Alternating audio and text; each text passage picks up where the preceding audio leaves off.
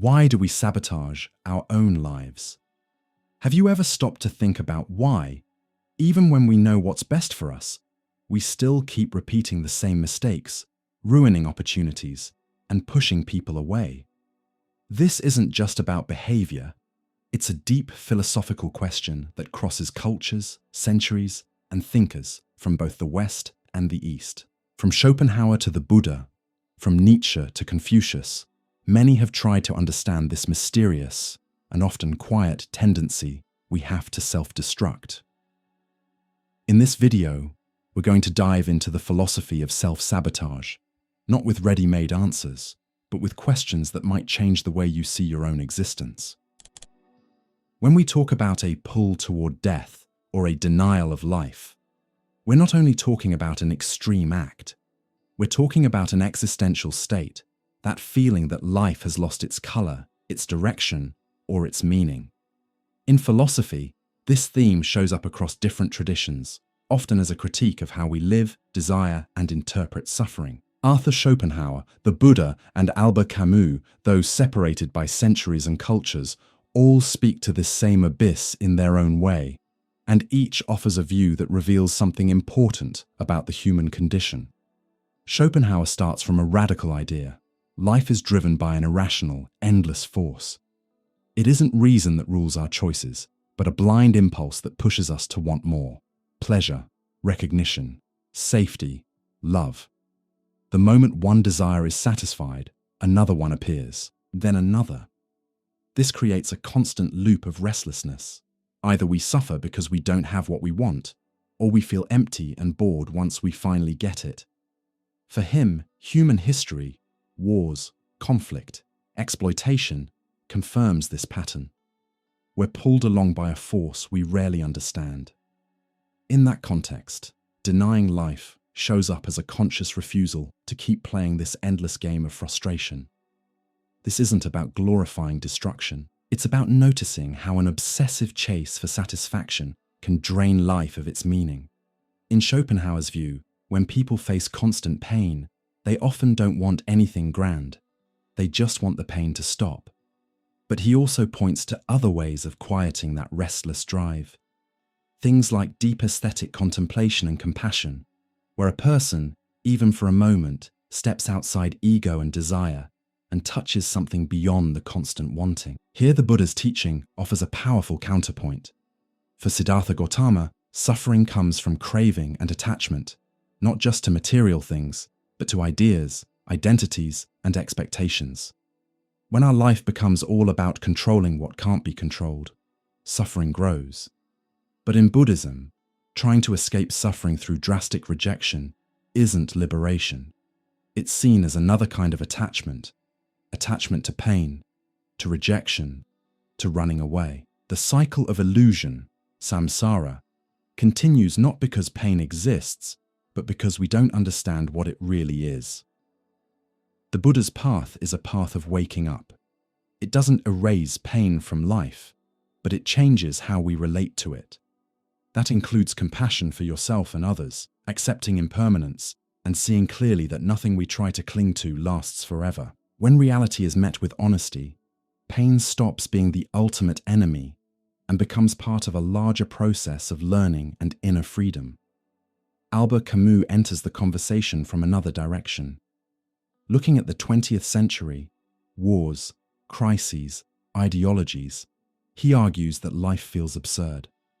Not because it has no value, but because we keep looking for absolute meaning where it may not exist. We ask, why are we here? And the universe stays silent. Camus criticizes anything that tries to escape that confrontation through easy answers, whether dogma, comforting illusions, or pretending the question doesn't matter. For Camus, real human greatness appears when we face the absurd without denying existence. Instead of giving up, we resist. We live, we love, we create, even knowing everything is temporary. It's a quiet kind of rebellion. Continuing to live is a way of claiming freedom. That's why he uses Sisyphus, condemned to push a boulder up a mountain forever, as a symbol of the human condition. The rock keeps rolling back down. But Camus famously says we must imagine Sisyphus happy, not because his situation changed, but because his awareness changed. If we look at modern life, we can see echoes of these philosophers in today's crises. A consumer-driven culture promises endless happiness, but often produces constant anxiety. Perfect. Social media lives intensify comparison and feed a sense of not being enough. When your value is measured by productivity, looks, or status, you can start to feel replaceable. It's the old problem of the will in a digital disguise, always wanting more, never resting. At the same time, more people are turning to spirituality, meditation, and mindfulness, often inspired by Buddhism, as a way to reconnect with the present moment. The core message remains: pain exists, but it doesn't have to define your whole experience. Compassion and self-understanding are still powerful tools for getting through hard seasons. Looking ahead, questions about meaning may become even more urgent. With AI, automation, and climate change, many jobs, and the identities tied to them, may disappear. Who are we when our worth is no longer measured by work? Philosophy reminds us that this question isn't new, but today it might become collective, global, impossible to ignore. Schopenhauer warns us about becoming slaves to desire. The Buddha invites us to watch desire with calm and kindness. Camus encourages us to live even when certainty is gone. These three voices meet at one key point. Life can't be reduced to suffering, but it also can't pretend suffering isn't real. Between denying life and romanticizing pain, there is a path of clarity, a life aware of its fragility, yet still worth living with dignity. It's important to remember, for these thinkers, reflecting on death isn't about promoting self-destruction. It's about understanding life more deeply. Schopenhauer tries to explain suffering. The Buddha teaches how to transform it. Camus shows how to face it without lies. Different languages, same human impulse, to look for clarity in the dark. In the end, the question isn't only why do we suffer, but what do we do with suffering? It can harden us, break us, or, when we reshape its meaning, make us more human, more sensitive, more awake. Philosophy doesn't give easy answers, but it does offer companionship, and sometimes that already matters. And maybe the biggest lesson is this: there is space between pain and the final conclusion. A space for reflection, care, conversation, spirituality, art, therapy, friendship. A space where meaning can still grow, even when everything looks grey. That's the space philosophy invites us to stay in, with courage, with tenderness, and with the simple act of continuing.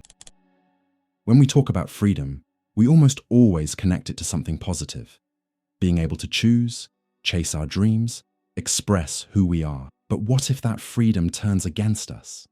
What if, with the power to act, a person chooses to sabotage their own plans, relationships, or path? Could self-sabotage, the almost invisible habit of putting obstacles in your own way, be paradoxically a way of asserting your freedom? Jean-Paul Sartre, one of the key voices of existentialism, gives us an unsettling starting point. For him, human beings are condemned to be free.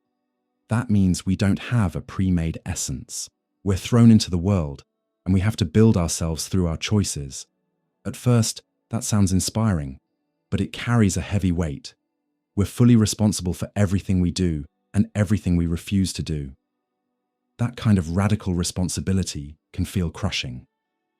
Often, when we're faced with real success, real closeness, or real change, we feel fear, not of failure, but of what success demands from us. Change means breaking from what we already know, even if what we know is hurting us. Self-sabotage can show up as a quiet but active choice to avoid the anxiety that comes with freedom. In Sartre's terms, running from yourself is a way of denying your condition as a free being, even if that means making choices that clearly go against your own best interests. What's strange is that even in this escape, freedom is still there. When someone procrastinates, lies to themselves, or sabotages their own progress, they are still using their freedom. Sartre would call this bad faith, a way of trying to fool yourself by saying, I don't have a choice, when the truth is that the choice is always there, even if it's buried under layers of fear, habit, or conditioning. But what if we look at this dynamic through a different lens? Zhuangzi, a Taoist sage from ancient China, invites us to let go of the obsession with control, rigid logic, and strict categories of right and wrong. In his stories, often paradoxical, sometimes even funny, he shows how attachment to fixed labels becomes a prison of the ego. The person who tries to control everything, including themselves, loses life's natural flow. From that perspective, some behaviors labeled as self-sabotage might actually be attempts to escape an artificial structure that feels suffocating. Someone who leaves a promising career or rejects standard definitions of success can look like they're self-destructing. But for Zhuangzi, that person might be freeing themselves from the heavy pressure of who you're supposed to be, imposed by culture or by a narrow way of thinking. He invites us to live like water, flexible, adaptable, and flowing. This becomes especially relevant in the modern world, where we're constantly pressured to follow a correct life plan, career, status, productivity, emotional control.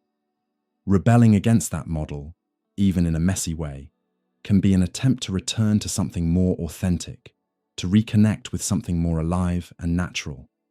That's where Michel Foucault comes in. For him, the body and a person's behavior are shaped by invisible norms created by institutions like schools, medicine, family life, and the state. It isn't just laws or obvious rules, it's the constant message of what counts as normal, healthy, and acceptable. Inside that web of control, being different can feel like a threat, which is why it's so often corrected, discouraged, or punished. Foucault believed resistance doesn't have to be loud or openly revolutionary. It can be subtle and quiet, even self-destructive. A body that refuses to behave, a lifestyle that challenges common sense, a personal choice that other people can't understand. All of that can work like an intimate protest against a system that keeps trying to define who you should be. In that sense, self-sabotage may not be only a mistake or a psychological glitch. It can also be an act of subversion, a way, even unconsciously, of saying, I don't want to play this game. In a society obsessed with performance, goals, likes, and perfection, refusing to participate, even when it costs you, can be a desperate way to claim your own autonomy. If we look at history, we can see similar patterns. Think of people who challenged oppressive systems, even knowing they would pay a high price. People who stepped away from order, comfort, and the expected path. Some were labeled crazy, others became martyrs. Many were forgotten, but all of them expressed, in one way or another, a kind of freedom that refused to be tamed. Today, this can show up in different forms. A student who drops out of college even when everything is paid for, an artist who turns down huge deals to protect their integrity, or someone who fails over and over, not because they lack ability, but because the version of success being offered doesn't match what they feel inside. These stories show how thin the line can be between self-sabotage and freedom. Of course, not every act of sabotage is resistance, and we have to be careful not to romanticize suffering. But philosophy teaches us that behind a self-destructive move, there can be a cry for meaning, a search for authenticity, or a refusal to live a life that feels false. And maybe that's the most provocative lesson here. A human being, free by nature, doesn't always want to win, achieve, or adapt. Sometimes they just want to be, even if that looks confusing or uncomfortable to everyone else. In the end, what Sartre, Zhuangzi, and Foucault show us is that freedom isn't comfortable, it isn't safe, and it definitely isn't predictable. But it's real, and that's exactly why it can feel terrifying. The challenge is learning to recognize it even in the places where it shows up in disguise, in mistakes, doubt, and downfall. So maybe the real question isn't, why do we sabotage ourselves? But, what are we trying to say by doing it? What are we trying to deny, avoid, or change? The answer may be right there, in the careful listening to what philosophy has been trying to understand for thousands of years. What does it truly mean to live freely? We don't always sabotage our own lives on purpose. A lot of the time, the destructive impulse comes from inside, from a place we can't quite name. Decisions that feel unexplainable, patterns that repeat, behaviors that ruin relationships or goals, these things can come from something deeper, the unconscious. Sigmund Freud, the founder of psychoanalysis, was one of the first to clearly argue that there are opposing forces inside us. He noticed that people aren't driven only by the desire to live, love, and create. There's also something darker, a pull toward ending things, toward silence, toward nothingness. Freud called this the death drive, thanatos. In his view, human life is shaped by two major forces: eros, which pushes us toward connection, pleasure, love, and creation, and thanatos, which pulls us toward repetition, self-sabotage, and a return to an inorganic state. No pain, no feeling, no life. This doesn't mean we consciously want to die. It means that, unconsciously, some of our choices may be tied to a wish to stop feeling. The repetition of destructive patterns, staying in toxic relationships, ruining opportunities, taking unnecessary substances to numb yourself, or feeding your own suffering, can be modern expressions of thanatos. Freud didn't see this as a moral failure, but as a built-in conflict in the human mind. We all carry this inner struggle, and recognizing it is an important step toward understanding our actions. But Western thought isn't the only tradition that talks about inner duality. In Eastern philosophy, Laozi, the founding sage of Taoism, also points to the idea of a natural balance, one that, when lost, leads to imbalance, suffering, and destruction. He doesn't talk about unconscious drives the way Freud does, but his philosophy describes something similar. When we lose touch with the Tao, the way, we fall into inner disorder. For Laozi, the Tao is the quiet, flowing essence that runs through everything. When we live in harmony with it, without forcing, without resisting, accepting life's movement, we find peace. But when the ego takes over, when we try to control everything, or when we drift away from our center, chaos grows. In that sense, self-destruction isn't punishment. It's a consequence of moving away from what is essential and natural. Modern society, full of goals, constant stimulation, and outside pressure, pushes us away from that path. We live in non-stop noise, and we don't realize we're drifting from ourselves. In that context, self-destructive behavior can be a desperate, often unconscious, attempt to escape a life that feels empty or disconnected. Carl Jung, Freud's student and later critic, adds another powerful perspective. For Jung, what we ignore in ourselves doesn't disappear. It becomes the shadow. The shadow is everything we push down: emotions, trauma, memories, desires, and parts of our personality we don't accept, or that society tells us we should hide. The problem is that when we reject these parts, they don't go away. They build up. And one day, they can take over. Jung called this shadow possession, moments when we act destructively and don't understand why. We lose control, say things we didn't mean, ruin relationships, walk away from opportunities, and then we ask, what got into me? The answer may be exactly that. We don't know ourselves well enough. For Jung, self-sabotage is the unconscious screaming for attention. It's as if it's saying, look at me, I'm part of you too. As long as we don't recognize the shadow, it controls us from behind the scenes. But when we integrate it, meaning when we accept it and understand it, it can turn into strength, clarity, and creativity. That process can be painful, but it's necessary. Jung famously said, what you resist persists, what you accept transforms. Change begins when we stop judging ourselves and start listening. When we admit we're full of contradictions, and that we're not only what we show on social media or in the mirror. In real life, this means paying attention to moments when we act against our own best interests. Why do we procrastinate? Why do we ruin good relationships? Why do we feel anger toward ourselves? Often these behaviors hide deeper wounds, unhealed trauma, crushed expectations, fear of not being loved. Freud, Jung, and Laozi all meet at this point. You have to look inward. It's hard not to connect these ideas to the world we live in now. We're in an era of appearances and productivity where there's less and less time for silence, self-care, and honest reflection. The result is chronic anxiety, emptiness, and impulsive behavior. The unconscious, ignored for too long, starts to scream, and many times it does that through self-sabotage. The good news is that this pattern can be reversed. When we understand that inner destruction isn't weakness, but a symptom, we can start rebuilding a connection to what matters. Laozi reminds us that returning to the Tao is always possible. You just have to stop, listen, slow down. Finding moments of silence in a loud world is today an act of resistance. And in that return, psychoanalysis can help.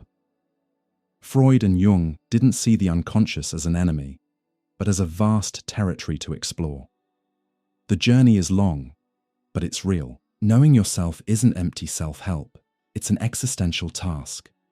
Jung put it this way: who looks outside, dreams. Who looks inside, wakes up. And waking up is the first step toward rebuilding a life that doesn't destroy you. If we think about future generations, it's clear this topic isn't going away. As life becomes more digital and emotional loneliness grows, the unconscious will keep shaping us. But maybe, with more awareness, more honest conversation, and more philosophy, we can teach new paths of healing, reconnection, and balance. As Laozi would say, nature never rushes, yet everything gets done. So self-sabotage doesn't have to be your destiny. It can be a message, an invitation, a call to come back home, back to yourself. And that return, even when it's hard, can also be freeing, because when you finally recognize the darkness, you can choose to turn on the light. Why are we so often our own harshest judges? Why do we carry quiet guilt, punish ourselves for past mistakes, and keep pressuring ourselves from the inside, even when nobody is accusing us? The answer can be understood through three very different philosophical and spiritual views: Nietzsche, St. Augustine, and Confucius. Together, they show that guilt isn't just a feeling. It can be a tool of power, a spiritual signal, or a moral consequence of drifting away from our ethical center. Let's start with Friedrich Nietzsche, the philosopher of the will to power, and one of the strongest critics of traditional morality. For him, guilt doesn't naturally appear on its own. It's socially created, a tool of control. On the genealogy of morality, Nietzsche argues that what we call good and evil aren't natural categories. They were historically shaped by people who, resentful of their lack of power, flipped life's values upside down. He calls this the morality of resentment, a morality that praises obedience, humility, and suffering, while condemning strength, desire, and freedom. The result is that the human being turns against himself. What used to be vital energy, will, instinct, ambition, now becomes a reason for shame and guilt. In Nietzsche's view, the resentful person needs someone to blame, and when they can't find it outside, they turn inward. This inner movement is deep and dangerous. We create impossible ideals and then punish ourselves for not reaching them. That's how self-punishment grows, often invisible, but present in decisions that limit us, sabotage us, or push us into painful situations as a way of paying for our mistakes. Nietzsche doesn't deny that actions have ethical consequences. What he criticizes is artificial guilt, the kind that makes us smaller, more submissive, trapped inside standards we never truly chose. He invites us to revalue these values, to look at our guilt and ask, does this come from me, or was it placed on me? That question can be freeing. Now let's take a completely different path. St. Augustine, one of the pillars of Christian philosophy. For him, guilt isn't a social invention. It's a sign that the soul has moved away from God. Augustine describes the human being as divided. Inside us, there's a desire for the good, but also a pull towards sin. When we choose what is wrong, even if only in thought, we feel guilt because the soul remembers where it came from. So guilt isn't a mistake, it's a call to repentance. It's the echo of a deeper moral order living inside us. For Augustine, self-punishment is a failed attempt to solve this conflict through our own strength.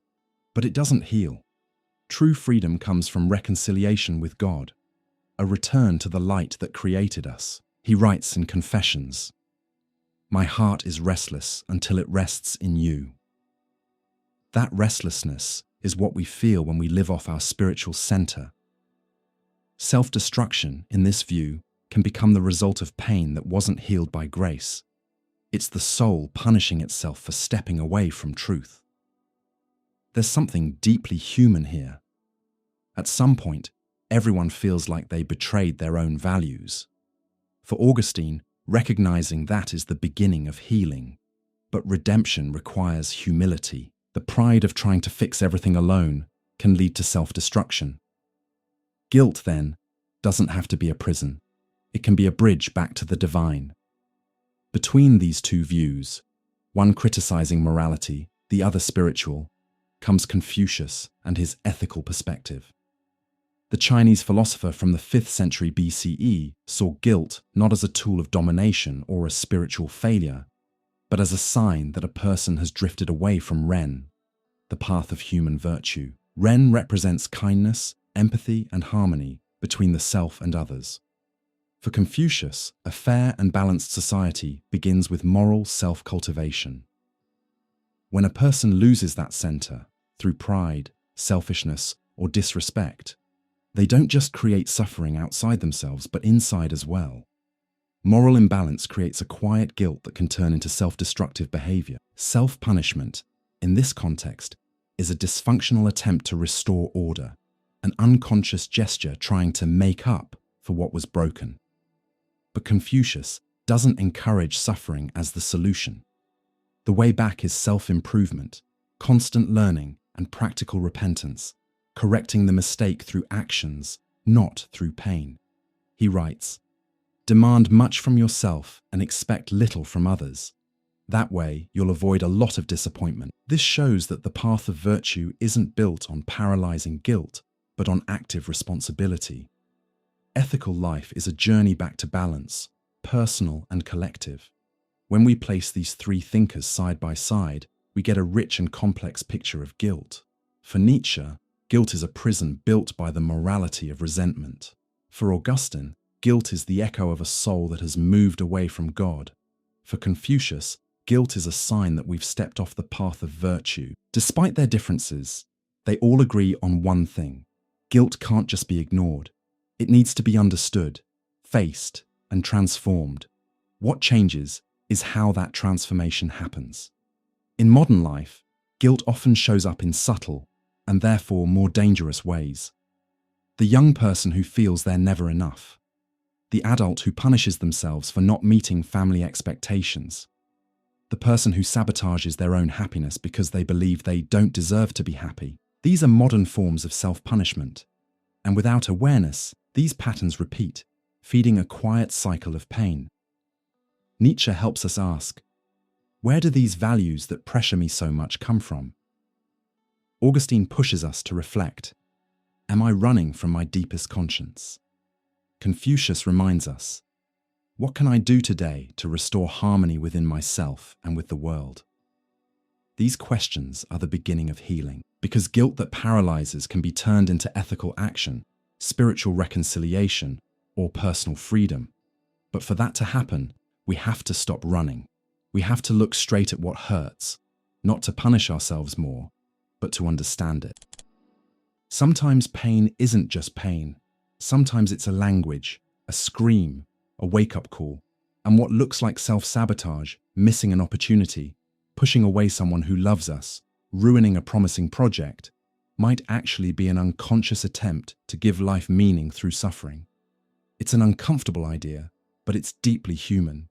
And philosophically, it shows up in different traditions across both the West and the East. The psychiatrist and philosopher Viktor Frankl, a survivor of Nazi concentration camps, explored this paradox more deeply than almost anyone. Pain, can carry meaning. For Frankl, human beings don't live just to avoid suffering or chase pleasure, like hedonism suggests. What moves us is the desire to find meaning, even in the hardest situations, even in the middle of pain. In his best-known book, Man's Search for Meaning, Frankl describes how many prisoners survived not because they were physically stronger, but because they still had a reason to keep going. Love for someone, hope of reunion, faith, or even the desire to bear witness to that experience for the world. He writes, "Anyone who has a why can bear almost any how." But Frankl also recognizes something delicate. When meaning isn't found, suffering becomes unbearable, and sometimes it turns into self-sabotage. Some people, unable to find purpose in their lives, unconsciously create personal drama. They stay in toxic relationships, place themselves in situations of failure, or keep recreating suffering so that, at the very least, they feel like something important is happening. It's as if suffering becomes proof that life has weight, depth, and truth. This isn't conscious. It's not that people want to suffer, but that when faced with emptiness, they choose pain with meaning over peace that feels meaningless. For Frankl, the way out is a shift in perspective. Pain doesn't need to be chased, but when it comes, it can be transformed. Suffering that has meaning doesn't paralyze you, it matures you. On the other side of the world, a quiet monk named Bodhidharma, considered the founder of Zen in China, taught something that might sound like the opposite at first. Pain is an illusion, not because it isn't real, but because it comes from clinging to the self, to identity, to expectations we build about life. In Zen, suffering is the result of being trapped in a divided mind, self versus world, desire versus reality, control versus impermanence. Bodhidharma believed suffering shouldn't be denied, but passed through with clarity. He saw spiritual practice not as comfort, but as a shock, a radical awakening. The student looking for answers found silence. The one looking for comfort received questions. The goal was to shake the ego, not to destroy the person, but to wake them up from the illusion that the world should bend to their desires. In that sense, pain can become a doorway to awakening. But there's an important detail. Zen does not glorify suffering. There's no martyrdom, no search for pain as proof of worth. Suffering is only a symptom, and it can be a teacher if we know how to listen. Real freedom comes when we stop resisting what is, when we let go of control. Bodhidharma said, "Let go of everything, let go even of the idea of yourself. Then what remains? What has always been?" What looks like self-destruction in this context might simply be the ego collapsing. If there's surrender, that fall turns into awakening. If there isn't, it becomes despair. And that's where Bodhidharma's ideas connect, surprisingly, with the existential anguish of the Christian philosopher Søren Kierkegaard. Kierkegaard lived in the 19th century, but he wrote about feelings that cross generations: anxiety, despair, the silence of God, inner loneliness. He was one of the first to say that the human being is a paradox, finite and infinite at the same time. And at some point in life, we're confronted with the freedom to choose our own path, a leap into the dark that he called the leap of faith. Before that leap, however, comes anxiety, a feeling that seems to have no external cause, but eats away from the inside. Kierkegaard didn't see anxiety as a sickness, but as a sign of our freedom. Anxiety appears when we realize we can choose, and that every choice closes off countless other possibilities. That weight, that openness in front of the infinite, can feel unbearable, and when someone can't move through that emptiness, they may fall into self-destruction as a form of escape. Despair, he says, is a broken relationship with the self, or with God.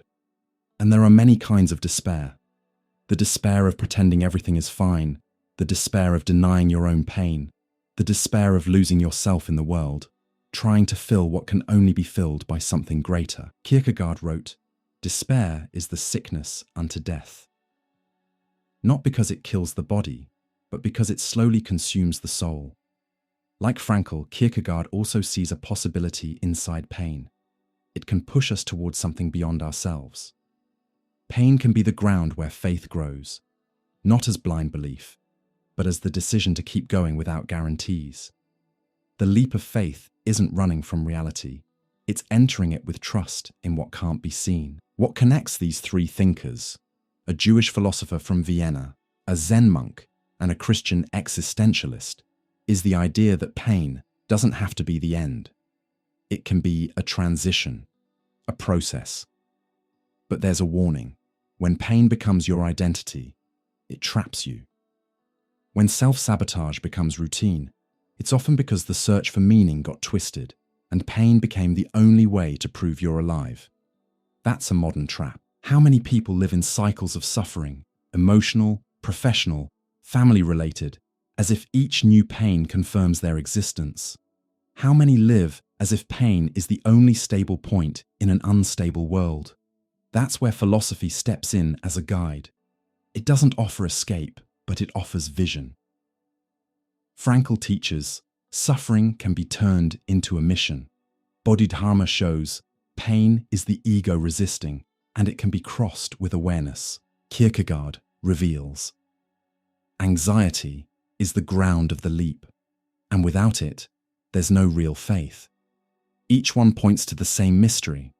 We don't have to sink into pain to find meaning, but when pain arrives, we can choose what to do with it. Pain can destroy you, or it can be the beginning of a deeper rebuilding. The key is to look at it, not with fear, not with worship, but with courage. Not all self-sabotage comes from within. Often, it's a quiet response to a world that hurts us from the outside.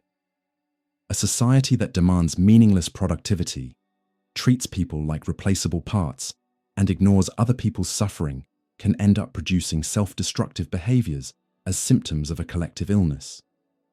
Karl Marx, in the 19th century, was one of the first to identify this process when he analyzed how industrial capitalism changed not only the economy, but the human soul. For Marx, modern life stripped work of its creative value.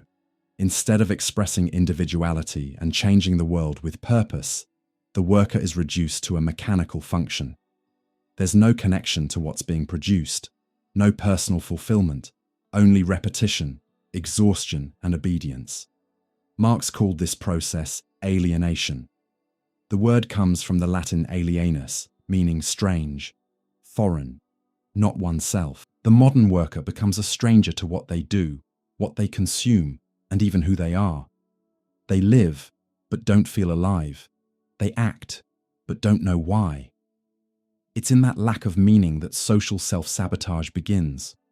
Behaviors that look personal, lack of motivation, procrastination, irritability, addictions, but are actually unconscious responses to a dehumanizing system. Marx believed this alienation spread into everything, from the factory to school, from consumer habits to relationships. A person stops being a subject and becomes an object, measured by efficiency, image, usefulness. In a world like that, how do you find purpose? If life becomes a series of soulless tasks, goals that don't touch the heart, and shallow connections, the impulse to sabotage can become a silent scream, a way of saying something is wrong. And it's exactly this quiet pain that Simone Weil listens to with deep attention. A 20th century philosopher and mystic, she witnessed workers suffering up close by voluntarily taking a factory job to understand their lives. What she saw marked her deeply, a society where attention to others had disappeared, and with it, dignity. For Weil, human beings need more than wages or food.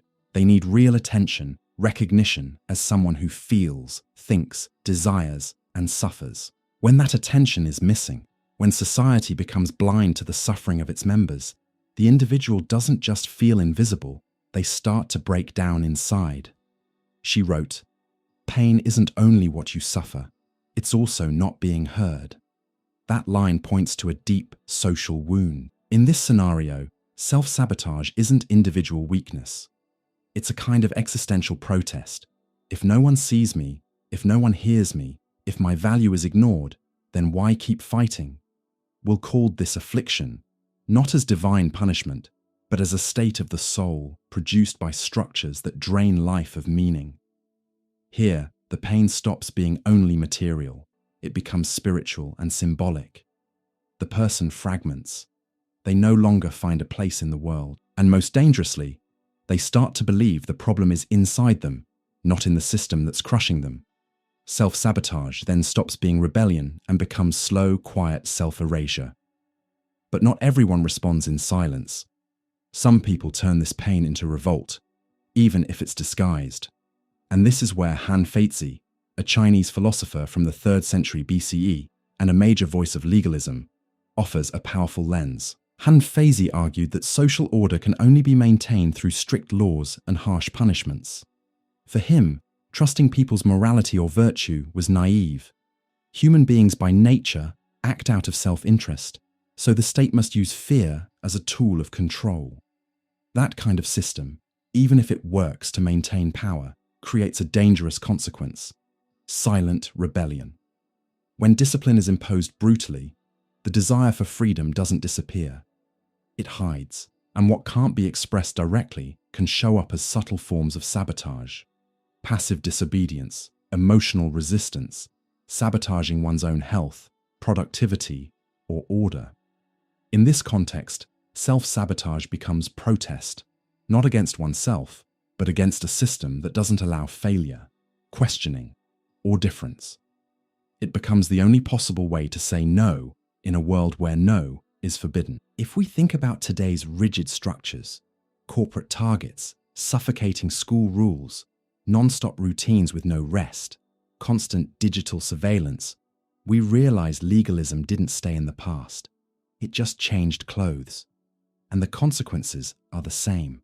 The body obeys, but the mind resists. And when there's no space to question, that resistance can turn against the body, against dreams, against the future.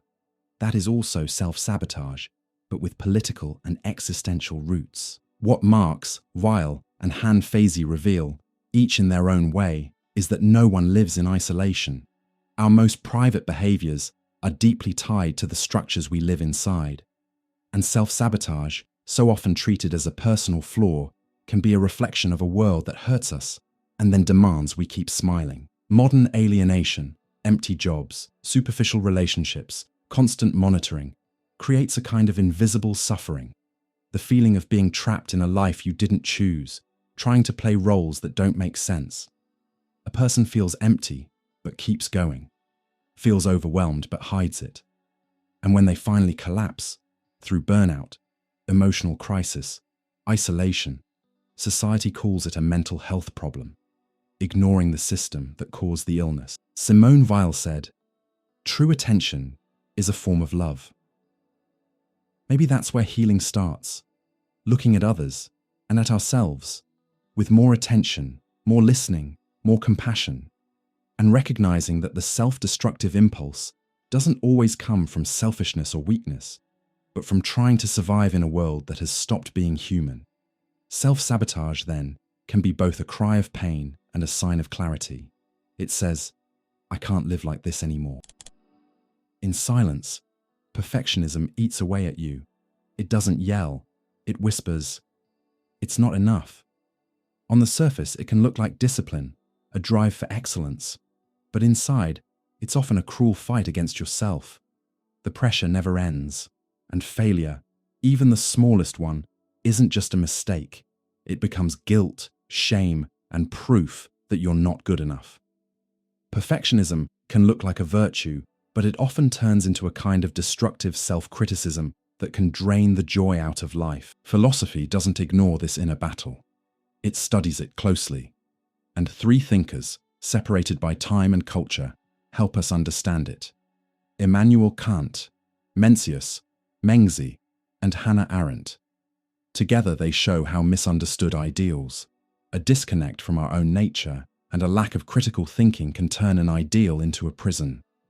Immanuel Kant, one of the pillars of modern philosophy, deeply believed in the power of reason and morality. For him, human dignity comes from our ability to act according to rational and universal principles, not by impulse, not by personal gain, but out of duty.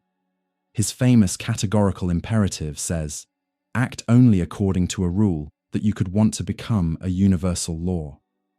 Kant invites us to be morally independent and faithful to ethical reason. But here's the problem. What if that ideal, which is supposed to lift us up, becomes unbearable? If every moral mistake is treated as a character flaw, something unforgivable, the person starts judging themselves with a paralyzing kind of harshness. When the ideal of moral purity is taken to extremes, it leaves no room for normal human imperfections. The result is severe, cold, relentless self-criticism. Kant didn't want that. He saw morality as something that frees us, not something that punishes us. But his system, pushed too far, can create the opposite: constant guilt, shame, and an ethics that feels heavier than it feels liberating. The moral perfectionist tries to live up to standards so high they become trapped by their own expectations. And by comparing themselves to an unreachable ideal, they end up condemning themselves non-stop. In real life, this shows up in people who can't forgive themselves even for small mistakes. People who feel they must get it right all the time and suffer intensely when they don't. Self-criticism becomes a lifestyle, and life becomes a permanent courtroom. What should be ethics turns into condemnation, and the pursuit of virtue turns into self-sabotage. But is that rigidity natural, or are we drifting away from something more human? Mencius, Mengzi, a Chinese philosopher in the Confucian tradition, offers a different view. He believed people are born with a natural goodness. From the beginning, we carry seeds of compassion, respect, and justice. What corrupts that nature isn't the mistake itself, but the distance we create from our original center. For Mencius, moral growth isn't war against yourself. It's a return to what you already are, reconnecting with your human nature. He compares goodness to flowing water. When it's free, it naturally moves the way it should.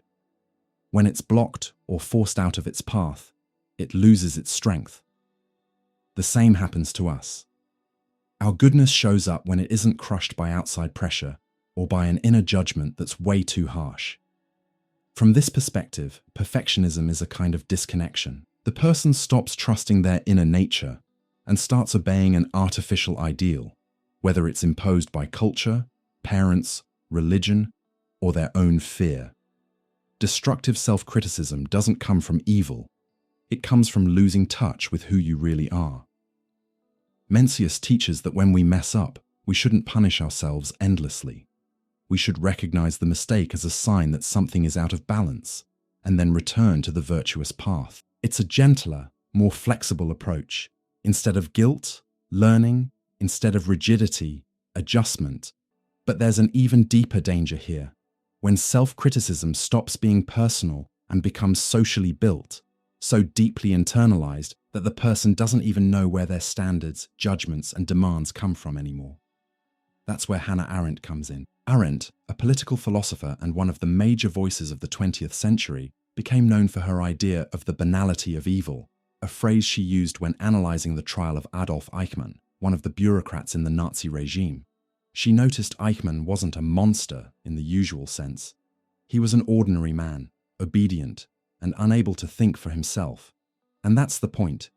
The inability to think critically can allow evil, not only against others, but also against yourself. Arendt believed thinking is the soul's quiet conversation with itself, and when that conversation disappears, when we just repeat outside ideas without questioning them, we can become complicit in injustice, including injustice toward our own lives. In perfectionism, this shows up when we internalize standards we never truly chose: the perfect body, the flawless career, the perfectly organized life, the pure moral image, without ever asking, where did these standards come from? Are they really mine? Do they even make sense for me? This is the banality of evil against yourself, living on autopilot, ruled by self-criticism that doesn't come from reflection, but from blindly repeating social expectations. And the result is that we become our own judge and executioner without even noticing.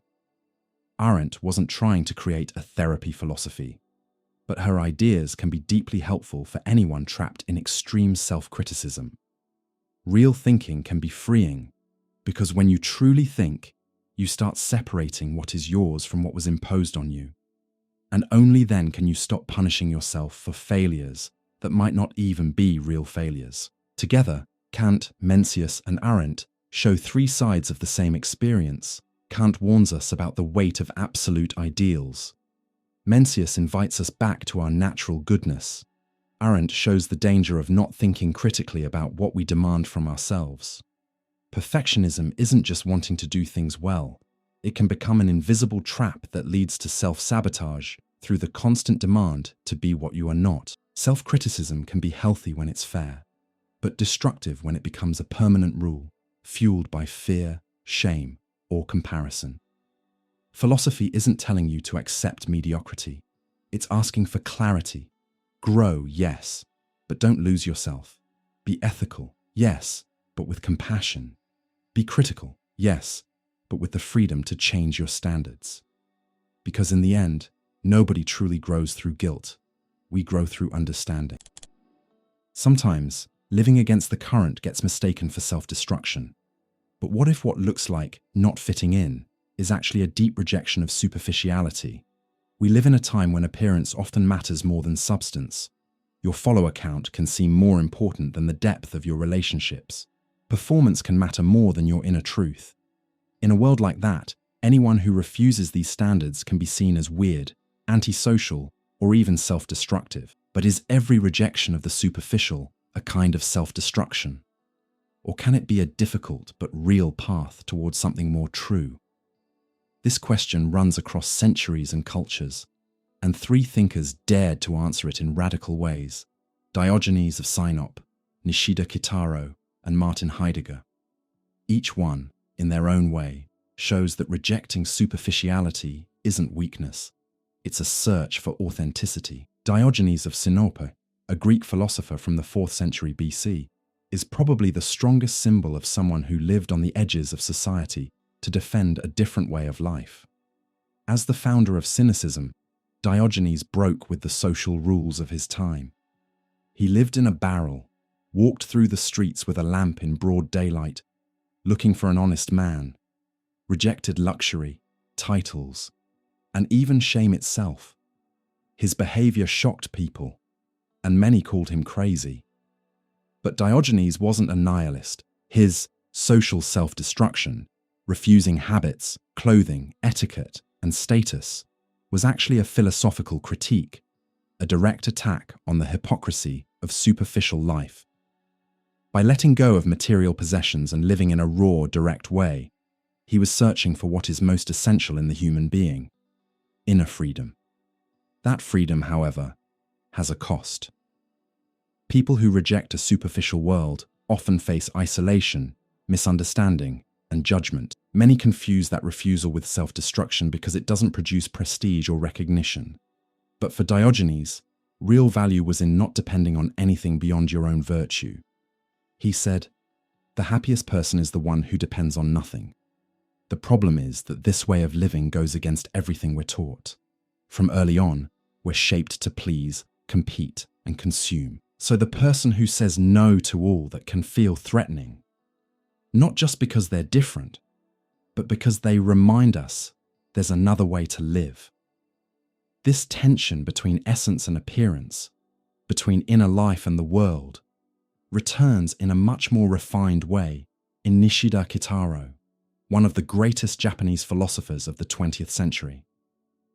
Influenced by both Zen Buddhism and Western philosophy, Nishida developed a deep view of consciousness and reality. For him, real knowledge comes from what he called pure experience, a state of awareness before the split between subject and object, between me and the world.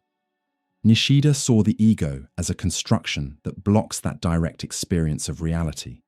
So he proposed a radical negation of the self, not as destructive self-denial, but as a path toward unity with the absolute. When the ego dissolves, the world stops feeling like something outside and becomes something lived as an inseparable part of being.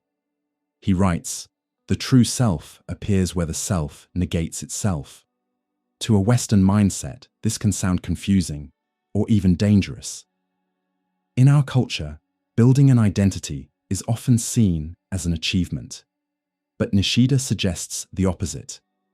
Freedom comes from dissolving the ego and the false borders we create between ourselves and the world. Of course, this ego negation can be misunderstood as self-destruction. After all, who am I if I'm not my achievements, my ideas, my desires? But Nishida's answer is subtle. What disappears isn't being, it's the illusion of separation. What replaces it is a larger sense of belonging, not based on appearance, consumption, or status. It's a rejection of the superficial as a bridge to something deeper. That same struggle between authenticity and appearance is treated in an intense, existential way by Martin Heidegger, one of the most influential philosophers of the 20th century.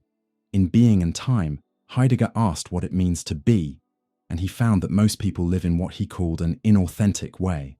According to him, we live as the impersonal they. We do what people are supposed to do, think what we're expected to think, and move through life like that's just how it is. This inauthentic life is a way of running from our own finitude, what he called being toward death. Heidegger isn't talking about death only as a physical ending, but as awareness of our limits and our uniqueness. Only when we face that finitude can we live authentically, choosing with honesty, responsibility, and presence. But that's hard. It takes courage. So many people escape. Superficiality, endless entertainment, clinging to labels, repeating opinions, becomes a kind of anesthesia, and the result? A life disconnected from being, a life that isn't truly lived. Heidegger warns that this escape can show up as anxiety, emptiness, and the feeling that you don't belong in your own life. And often, it shows up as self-destruction, not in a dramatic way, but in everyday life. Chronic procrastination, relationships you keep sabotaging, talent that never blooms, choices that don't make sense. All of that can be a sign that we aren't living as who we really are, but as who others expect us to be. So the real destruction isn't rejecting superficiality. The real destruction is settling into it. And that's where Heidegger, Diogenes, and Nishida meet. They show us that even though rejecting appearances can look radical, it can also be an act of courage. It's the cry of someone who doesn't want to live a fake life anymore, someone who would rather seem strange than live without truth. In these cases, self-destruction is often a rebuilding through another path, a path that starts with detachment, passes through crisis, and ends in authenticity. But a warning, this process needs care. Not every rejection is clarity. Not every break is depth. Rejecting the superficial is only constructive when it comes from a real desire to be more honest, more whole, more aware, not from escape, pride, or contempt. That's why philosophy doesn't separate inner life from practical life. It invites us to ask, what am I really looking for when I reject certain norms? Is my self-criticism freeing me or punishing me? Am I trying to destroy the illusion or destroy myself? Sometimes the fear isn't failure. It's what might happen if everything goes right. That sounds strange. After all, we're taught from an early age to chase success. Good grades, approval, growth, recognition. The idea of winning shows up everywhere, from school to social media. But there's a quiet paradox in a lot of people. When success gets close, something inside pulls back. Anxiety rises. Doubt shows up. And often, we sabotage ourselves before we even reach what we say we want. This fear isn't crazy. It has philosophical, existential, and even spiritual roots. And three thinkers, each from a different tradition, can help us understand why success, far from being only an achievement, can also feel like a threat. Alain de Botton, influenced by Proust and Nietzsche. Zeno of Citium, founder of Stoicism. And D.T. Suzuki, a key interpreter of Zen for the West. Alain de Botton, a contemporary philosopher, looks clearly at the emotional side of success. Inspired by Nietzsche and Proust, He argues that fear of success isn't mostly about the effort it takes to achieve it, but about what success brings with it: judgment, envy, loss, and loneliness. Achieving something big, a position, visibility, recognition, puts you under other people's eyes. And that's scary, because being seen also means being judged. Proust suggested that we don't fear failure itself as much as we fear rejection and the painful gaze of others when we stumble. Success, paradoxically, raises the height of the fall. The higher we climb, the more we fear losing what we have. De Botton describes how many talented people turn down opportunities or sabotage their own chances, not because they're incapable, but because they can't handle the emotional weight of success, the fear of disappointing people, being hated, becoming isolated, not being able to keep up the standard, and deeper than that, the fear of losing yourself inside everyone else's expectations. Nietzsche had already warned about this risk when he criticized a morality built on obedience and blindly accepting society's values. Conventional success can become a kind of domestication. Being successful on the world's terms can mean failing on the soul's term. That leads to de Botton's central question: is the success we're chasing truly ours? Or is it just a disguise for a need to be accepted? That's why, unconsciously, so many people prefer to pull back. Failure hurts, but success can feel threatening too. This tension between desire and fear, between achievement and loss, is ancient.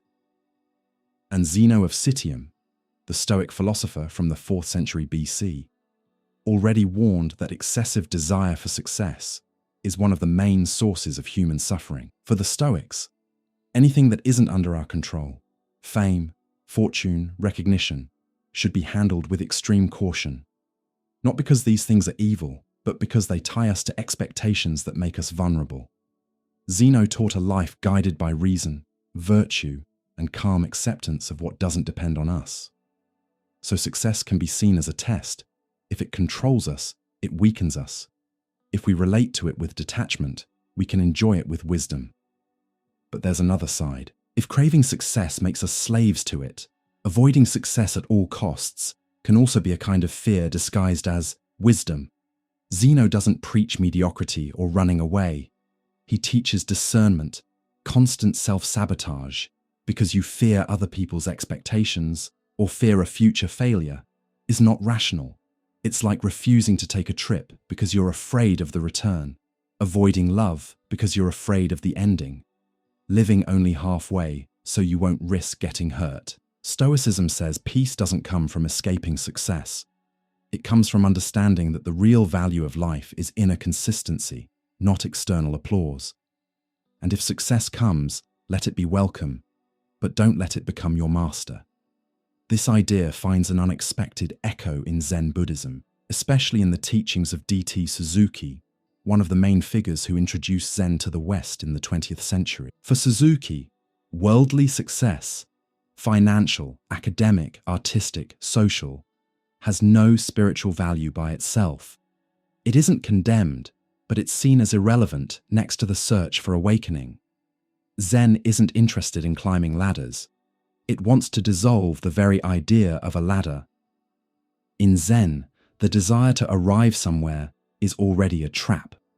The present moment is the only place where awakening happens, and anyone who chases success to feel real, valuable, or complete is stuck in an illusion. That's why, in some spiritual traditions, sabotaging yourself in practical life can be seen as an unconscious attempt to return to an awakened emptiness, a return to a nameless essence where there are no winners and losers. Suzuki doesn't glorify failure, but he points out that when we free ourselves from the hunger for success, something much deeper can grow: freedom. And that freedom begins when we realize we don't have to prove anything, neither to others nor to ourselves. But there's a danger. When this renunciation isn't conscious, it can turn into spiritualized self-sabotage. A person says, "I don't care about success," but inside they're terrified to try. They say, "I don't need to prove myself," but they're paralyzed by doubt. The line between wisdom and escape is thin. That's why Zen emphasizes steady practice, meditation, presence, detachment, not as theory, but as direct experience of emptiness, which is not absence, but fullness. Together, de Botton, Zeno, and Suzuki show that fear of success isn't weakness. It's a complex pain that comes from the clash between what we want, what others expect from us, and who we truly are.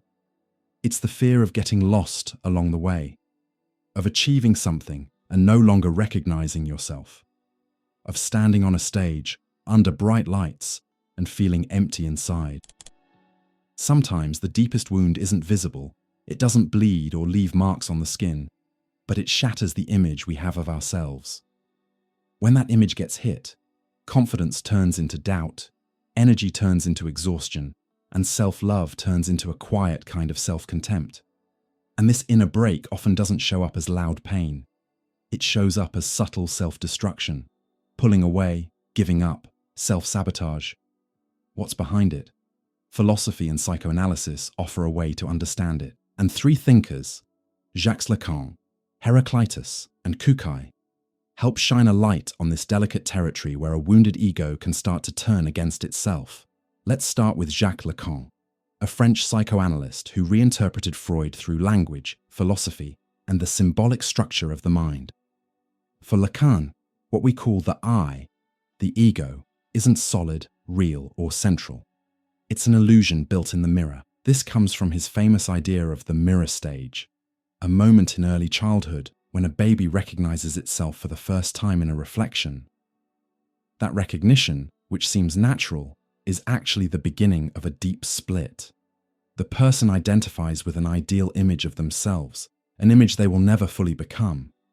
From that point on, the ego, our sense of who I am, is built like a reflection, a story we create to organize the messy, fragmented experience of reality. The problem is that, like any story, this image is fragile. And when it's wounded by rejection, failure, humiliation, or loss, the person can fall into crisis. The pain isn't only in what happened, it's in the break of the idealized self. And then something strange can happen. Instead of rebuilding, the ego may try to erase itself. Shame moves in. Resentment grows. The urge to disappear shows up. Lacan suggests that a wounded ego doesn't try to heal. It tries to reject the person behind it. That can show up as self-sabotage, not trusting people who love you, destroying relationships, ruining projects, turning down opportunities. All of it can be an unconscious way of saying, if I'm not who I thought I was, then I deserve nothing. In this view, self-destruction is symbolic. It's not the goal itself, but an unconscious attempt to deal with a cracked self-image. This invites us to see that we don't always hurt ourselves out of hatred. We hurt ourselves out of despair when the mirror breaks and we don't know what's left. And healing becomes possible only when we realize we are not the image. We're something deeper and more real than that. The idea of inner conflict is also central in Heraclitus, the Greek philosopher of fire and change. He's known for his mysterious lines that still feel timeless. One of the most famous is, "Conflict is the father of all things." For him, reality isn't stable. It's made of tension, opposition, and constant struggle between opposites. Day and night, life and death, order and chaos. What looks like destruction is often just transformation. Applied to the wounded ego, Heraclitus helps us see that an identity crisis, narcissistic pain, the collapse of a personal image, these are part of life's flow. The mistake is trying to avoid conflict or deny change, because what doesn't transform begins to rot. And paradoxically, destruction can be the beginning of growth. In this sense, self-destruction can have two faces. One is truly destructive, refusing to change, which leads to paralysis and collapse. The other is creative, tearing down a false image so something more authentic can be born. The idea that the ego is impermanent, unstable, and that attachment to it creates suffering also sits at the heart of Kukai's thought. A 9th century Japanese monk and the founder of the Shingon school of esoteric Buddhism. For Kukai, the spiritual path isn't about strengthening the ego, it's about an enlightened letting go of it. Not destroying yourself, but understanding that the self we usually believe in, fixed, separate, at the center, is an illusion that keeps us from ultimate truth. But when the ego is wounded, it resists even more. It clings to suffering, as if suffering were an identity. Kukai saw this as a barrier to awakening. The wounded ego, instead of seeking healing, becomes a wall, quietly sabotaging any openness to transformation. In that case, self-sabotage becomes an unconscious way to keep the ego alive, even if it means suffering. For example, someone may avoid spiritual practices, pull away from deep relationships, reject experiences that could set them free, because deep down, the ego is afraid of disappearing, and to the ego, disappearing feels like death. But in Buddhism, that death of the ego is exactly what allows rebirth into what's real. Kukai taught that emptiness isn't absence, it's fullness, and the suffering of a wounded ego dissolves only when we stop identifying. Awakening isn't about crushing pain, it's about seeing through it, like walking through fog and finding open sky on the other side. So Lacan, Heraclitus, and Kukai meet at a shared point, even though they come from different worlds. The self-destruction we see so often in human life isn't only emotional weakness. It can be the expression of a deeper conflict between image and essence, between permanence and change, between ego and truth. Lacan reminds us we are not the reflection, and when it breaks, we may find something more authentic. Heraclitus teaches that pain is part of life's movement, and every crisis is both destruction and rebirth. Kukai shows that the ego isn't the enemy, but it's not everything, and the emptiness we fear can be the space where awakening grows. In this light, self-sabotage stops looking like a character flaw and becomes a sign that something needs to die so something truer can be born. And maybe what we call self-destruction is, in many cases, the slow process of letting go of illusion so we can return to essence. Behind many self-destructive behaviors, there's a quiet but powerful drive, the desire for absolute control. Control your feelings, the future, other people, the outcome. Control everything to avoid pain, to secure love, to prevent failure. But reality rarely cooperates. And when this need for control breaks down, frustration and anger show up, and often self-sabotage. When taken too far, the desire for control doesn't create freedom. It creates a cage, and philosophy has warned about this since ancient times. Three thinkers from very different worlds, Thomas Hobbes, Sun Tzu, and Epictetus, help us understand how fear, lack of self-knowledge, and the illusion of total control can lead to inner destruction.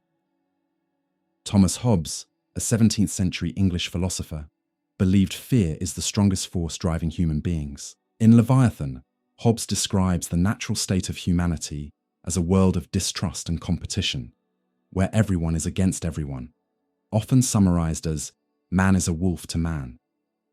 Faced with constant threat, people, driven by fear of death and chaos, seek safety through control. And to get that control, they give up part of their freedom to the state, which becomes an absolute power, the Leviathan. But what Hobbes describes politically also applies psychologically. Many people, when they feel threatened by abandonment, rejection, or failure, develop emotional and social control strategies. They control what they say, how they act, what they feel, what others feel. They plan every step. They react with anxiety to anything unexpected. The problem is, you can't fully control the world, or other people, or the future. And when control slips through your fingers, fear returns, along with a crushing sense of helplessness. That's when self-sabotage can appear as a last attempt to feeling control of something. If I can't control what happens to me, then I'll control what I destroy. I'll quit before they leave me. I'll pull back before they reject me. I'll make it fail, so I don't have to face the pain of trying and failing. It's as if self-destruction becomes a way of saying, I still have power over something, myself. Hobbes helps us see that the need for total control comes from fear. And if we don't face that fear, we end up building structures, inside or outside of us, that suffocate us more than the thing we were afraid of in the first place. But not all control comes from politics or fear of chaos. Sometimes it comes from not having inner control. That's where Sun Tzu comes in. The Chinese military strategist and philosopher from around the 5th century BCE, author of The Art of War. Even though people often use Sun Tzu in military or business settings, his ideas also apply deeply to inner life. For Sun Tzu, real victory isn't about defeating an external enemy. It's about knowing and mastering yourself. He famously says, if you know the enemy and know yourself, you need not fear the result of 100 battles. In Sun Tzu's view, the human mind is a battlefield. Conflicting thoughts, opposing desires, hidden fears, all of it lives inside us. And if we don't recognize that terrain, if we ignore our emotions, we end up fighting blind, trying to control the outside world while missing the biggest conflict happening inside. Self-sabotage, in this sense, is a strategic defeat. You mess up because you don't understand the psychological terrain you're standing on. You make choices that look rational but are driven by hidden emotions. You try to control other people while feeling totally lost within yourself, and when the tension becomes unbearable, you collapse. For Sun Tzu, the path is attention. Don't act on impulse. Understand the enemy before attacking, and in the case of self-sabotage, the enemy may be the illusion of control itself. Mastering yourself is harder than commanding armies, but it's the only victory that truly sets you free. That same idea echoes in the words of Epictetus, the Stoic philosopher of ancient Greece, who made the distinction between what we can and can't control the foundation of his philosophy. Epictetus taught that suffering doesn't come from events themselves, but from how we respond to them. We have no power over what other people do, the weather, the past, or random chance, but we do have power and responsibility over our attitude, our choices, and our judgment. He writes, "Men are disturbed not by things, but by the views they take of them." So, self-sabotage happens when we try to control what isn't ours to control, and fail to control what actually is. For example, we obsess over changing other people's opinions, controlling the future, avoiding every kind of pain, but we neglect the control of our own anger, anxiety, pride, and fear. The result is frustration, resentment, and often an escape into behaviors that hurt us. Epictetus invites us into humility and clarity. Accept what you can't control and strengthen what you can. It sounds simple, but it takes courage. It means admitting that not everything is in our hands and realizing that this isn't weakness, it's wisdom. Together, Hobbes, Sun Tzu, and Epictetus show that the desire for total control is not only unrealistic, it's dangerous. It pulls us away from reality, isolates us from ourselves, and in the name of protection, leads us towards self-destruction. When control becomes obsession, we lose the lightness of life. When we can't accept the unexpected, we become rigid. When we confuse strength with total domination, we end up wounded by our own demands. In these cases, self-sabotage is the final collapse of a control system that was already cracking. It's the fall of an armor that no longer protects. It's the cry of a self that tried to control everything, but couldn't handle the simple fact of being human. The way forward isn't to stop acting, it's to act with awareness. It isn't to predict everything, it's to prepare yourself on the inside for whatever comes. It isn't to dominate the world, it's to know yourself. Not every kind of self-destruction comes from weakness. Sometimes it's a wordless language, a response to the world when every other way of speaking has been shut down, when society won't listen, when the system crushes you, when other people's eyes judge you, the scream turns into refusal. And that refusal can take the most personal and radical form, self-destruction. In that context, self-sabotage, withdrawal, self-denial, and inner collapse aren't just individual symptoms, They can be forms of silent protest. And three thinkers from different times and cultures, Frantz Fanon, Jean-Paul Sartre, and Zhuangzi from Taoism, help us understand this existential, political and spiritual dimension of refusing to live by the oppressor's terms, by the outside gaze, or by an imposed order. Frantz Fanon, a psychiatrist and philosopher born in Martinique, lived and studied the open wounds left by colonization. In works like Black Skin, White Masks, and The Wretched of the Earth, he explains how colonial oppression doesn't only harm people physically, it damages the spirit, the psyche, and identity. According to Fanon, the colonized person is forced to live under the colonizer's logic, to speak their language, adopt their culture, and look down on their own origins. And this symbolic violence gets absorbed. The contempt that comes from the outside moves inside. The result? A pain with no name, a discomfort with no clear outlet, and often, self-destructive behavior as a form of silent protest. When there's no space to affirm your identity, the body becomes the battlefield. Denying yourself, devaluing yourself, rejecting your own story can become a tragic way of saying, "I don't accept the world you forced on me." Fanon writes, "To the extent that I can discover in the other a dehumanizing, marginalizing gaze, it is within that same gaze that my existence becomes distorted." In this case, self-destruction isn't submission. It's resistance twisted out of shape. It becomes the last place where some autonomy still exists. Your own body, your own mind. When the oppressed have no voice, they turn suffering into a message. And that message says, "I'd rather break than become what you want me to be."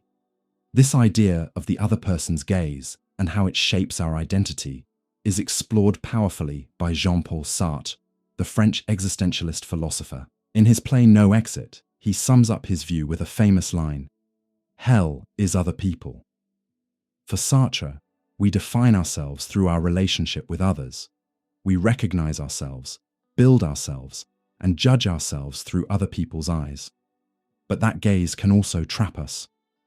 When we get reduced to stereotypes, roles, or expectations, we lose the freedom to be who we truly are. And worst of all, we start seeing ourselves the way the other person sees us. When the outside gaze becomes internal, it can lead to self-alienation, and in extreme cases, self-denial. Sartre sees this as a deep dilemma. We want freedom, but we also depend on others for recognition. And when recognition turns into judgment, refusing the other becomes a way to reclaim autonomy. Self-destruction can then appear as an existential no, a radical gesture that says, "I refuse to be what you expect. I'd rather disappear than become someone else's reflection." That refusal isn't always loud. Sometimes it's passive, quiet, and slow. Sabotaging a project, walking away from a relationship, staying silent in the face of injustice, these can all be ways of escaping a colonizing, oppressive, or normalizing gaze. But Sartre also warns us, freedom comes with responsibility. Rejecting the other person's gaze isn't enough. You have to rebuild yourself, affirm yourself, not only against others, but for your own sake. While Fanon and Sartre explore the impact of social and existential oppression, Zhuangzi, a Taoist master, offers a more subtle and deep view of refusing imposed order. Zhuangzi lived in 4th century BCE China during times of war and authoritarian rule. His thought, full of metaphors, parables, and irony, argues that rigid social rules, conventions, and cold logic suffocate life's natural spontaneity. For him, living in harmony with the Tao, the natural way of things, means letting go of patterns, dropping roles, and loosening your grip on how you're supposed to be. In this sense, rebellion isn't only political, it's rebellion against any form of rigidity that tries to define what's right, normal, or acceptable. Zhuangzi tells stories about people who looked useless in the eyes of society, but lived in deep freedom because they were aligned with nature's flow, a fish that doesn't fight the current, an old man dancing in the rain, a madman smiling while everyone else cries. These figures show that not every refusal of the norm is destructive. Sometimes it's liberation. But there's an important detail. This kind of freedom looks like madness to other people. Refusing to follow the expected path, letting go of status and approval, staying quiet instead of chasing conflict. These things can be read as weakness, failure, or self-sabotage. But in Zhuangzi's logic, the world is the one that's upside down. And what looks like self-destruction is actually a return to original spontaneity.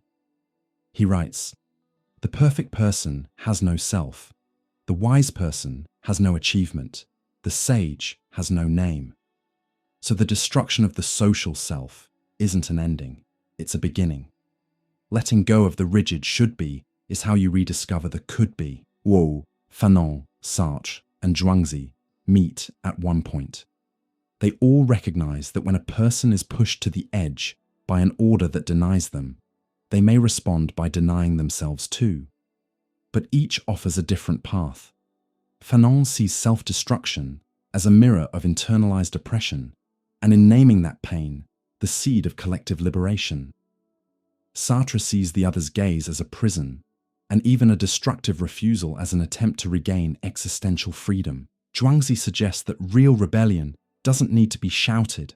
It can be the calm decision to step away from oppressive logic, to flow with the Tao, even if the whole world says you're wrong. In this context, self-destruction stops being just an individual weakness and becomes a cracked mirror of society. It's the muffled scream of someone who was never heard. It's the collapse of a structure that demanded obedience while leaving no room for truth. And if we can understand that, maybe we can stop treating destructive gestures as something to punish or shame, and start seeing them as a call for listening, compassion, and change. There's a kind of suffering that doesn't come from someone else's violence, but from giving too much of yourself. A kind of giving that starts as care, duty, or love, and slowly turns into forgetting who you are. The culture of martyrdom is this quiet, deep-rooted idea that your value comes from erasing yourself for others, that the more you sacrifice, the more noble you become. But where does compassion end and self-destruction begin? That thin line between ethics and self-erasure has been explored by thinkers like Emmanuel Levinas, Mother Teresa through a philosophical lens, and the spiritual teachings of the Bhagavad Gita. Each one, in a different way, reflects on the role of the self in relation to the other, and on how virtue, pushed too far, can turn into poison. Emmanuel Levinas, a French philosopher born in Lithuania, built his philosophy around the idea that responsibility for the other person is the foundation of ethics. For him, the other person's face, the real presence of a life that calls out to me, creates an obligation, not because of a contract or a law, but because of a silent demand. Real ethics doesn't begin with rules, but with the other person's vulnerability asking for care. Levinas argues that true ethics isn't a balance between interests, it's an imbalance. The other comes first. The other matters more. And that's where his idea becomes both powerful and risky. Levinas writes, "To be responsible is to be guilty of answering for a responsibility that weighs on your shoulders, even though you never chose it. That unconditional call to the other can lead to a life of total self-giving. But what happens when the self completely disappears in the name of the other? If misunderstood or taken to an extreme, Levinas's ethics can turn into moral self-erasure.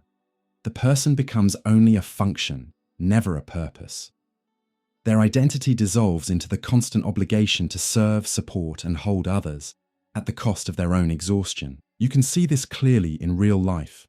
Caregivers, activists, religious leaders, parents, volunteers, people who give everything but forget themselves. In a martyrdom culture, suffering becomes a virtue, and resisting that suffering gets labeled as selfishness. That's where we can think about the figure of Mother Teresa of Calcutta, not as a saint or a religious myth, but as a symbol of how suffering can be made holy. The image built around her is of a woman who embraced the dying, lived in poverty, and sacrificed everything for an unshakable faith. Her legacy is respected and, for many people, inspiring. But from a philosophical point of view, we can still ask, to what extent should we embrace someone else's suffering? And when does suffering start being glorified?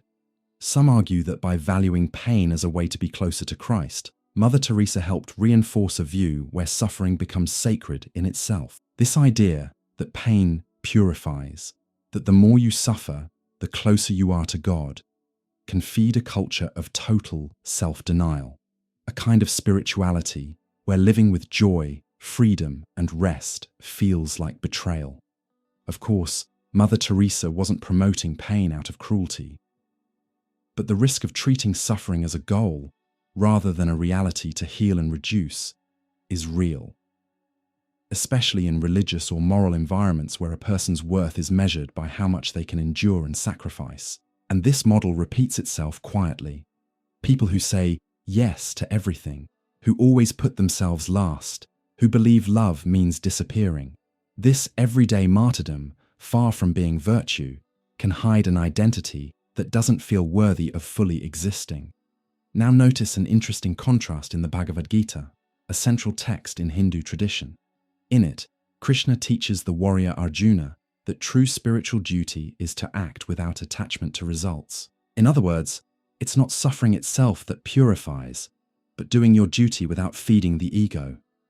The Gita talks about sacrificing the self, but the self here is the ego, the false identity that craves control, recognition, and security. When Arjuna hesitates to fight, Krishna doesn't tell him to run away. He tells him to fight, but with a surrendered spirit.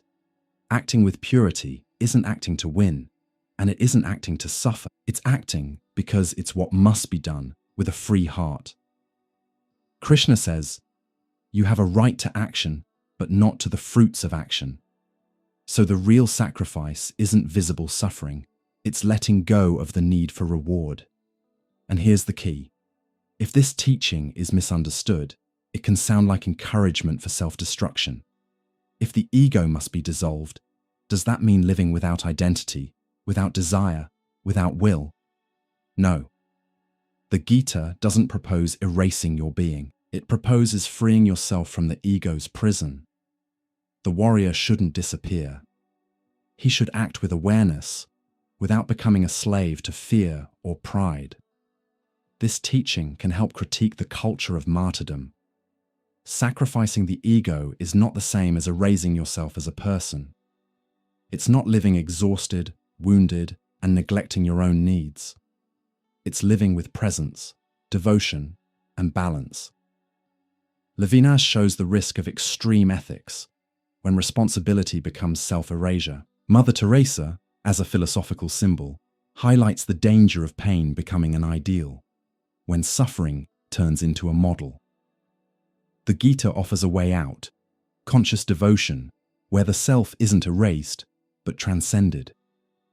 The culture of martyrdom often hides behind beautiful gestures. The person who helps everyone, never complains, and handles everything.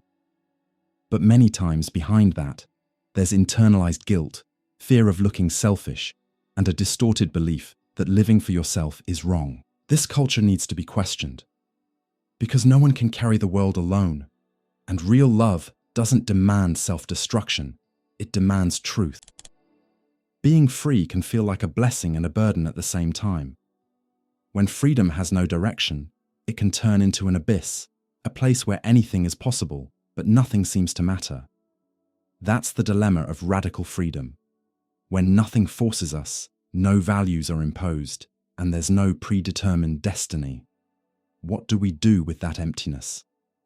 For many people, extreme freedom doesn't feel liberating. It feels terrifying. And when that fear hits, self-destruction can show up as a quiet response to the heavy weight of simply existing. This risk and this possibility is what Albert Camus, Martin Heidegger, and the wisdom of Zen Buddhism reflect on. Let's start with Albert Camus, the French-Algerian philosopher who faced the problem of the absurd head-on. In The Myth of Sisyphus, Camus presents one of philosophy's most radical questions.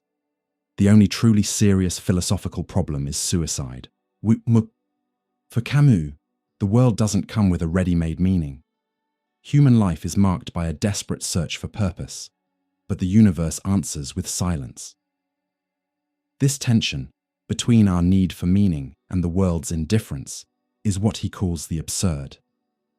In the face of the absurd, three paths appear: physical suicide, philosophical suicide, accepting an invented meaning, like rigid dogmas, or conscious revolt. Self-destruction, then, would be an attempt to escape the confrontation with emptiness, a way out.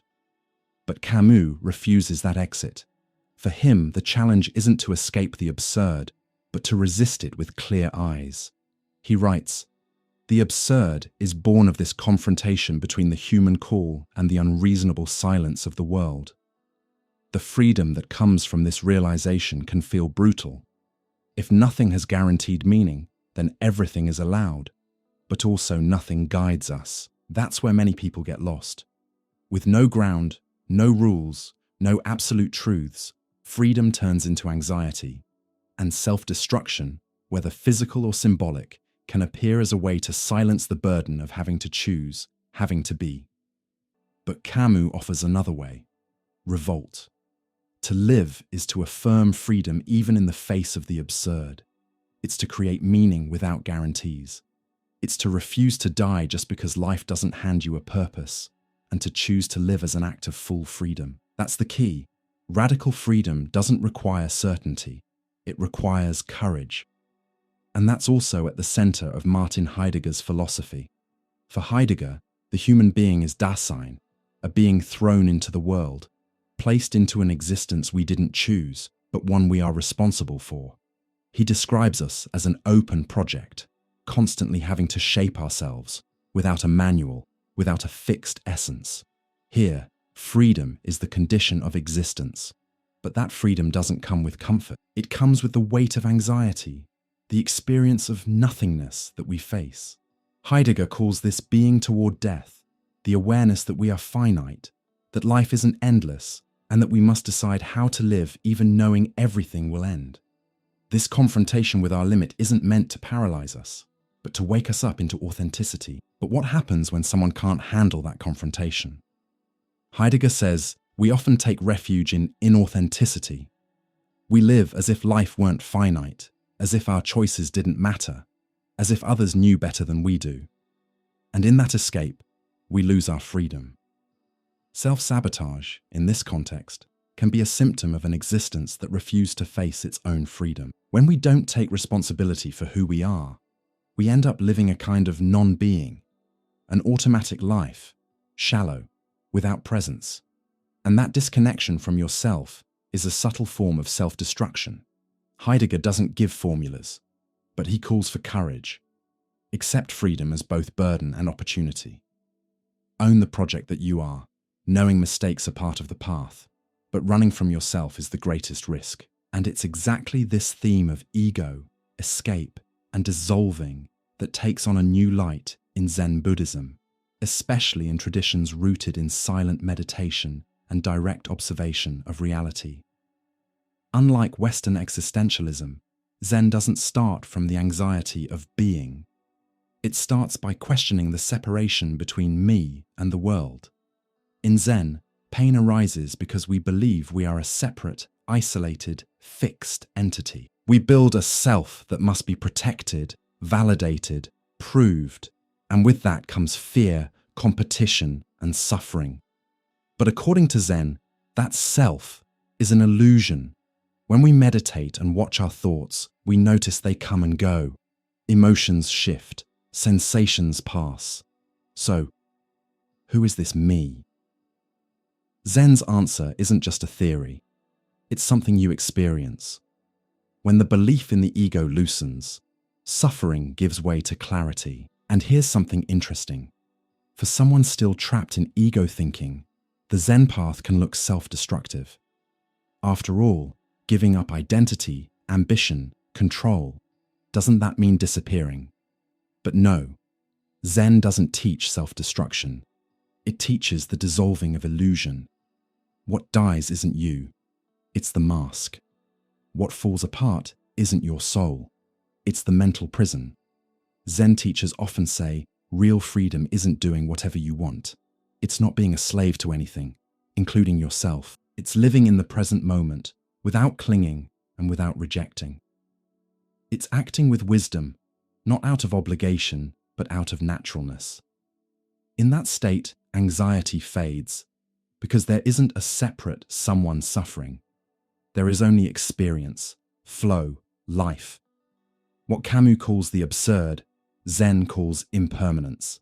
What Heidegger calls being toward death, Zen calls emptiness.